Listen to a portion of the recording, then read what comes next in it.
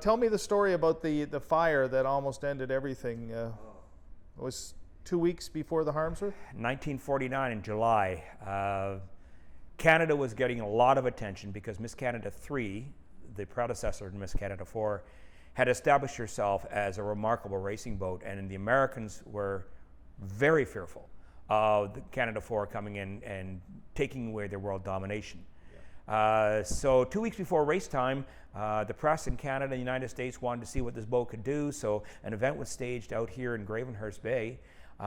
Boats were invited in, aircraft were invited in, the press was there, and my mother was at that point removed from the cockpit because she was waiting for me to arrive, and she was the skipper of the family cruiser, and I think she had about 32 people on board.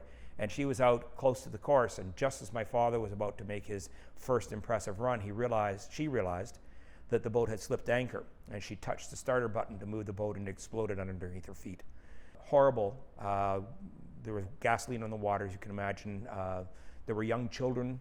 My father said this was her greatest moment because in the midst of this tragedy, and he arrived in a nanosecond, of course, with Miss Canada and jumped overboard.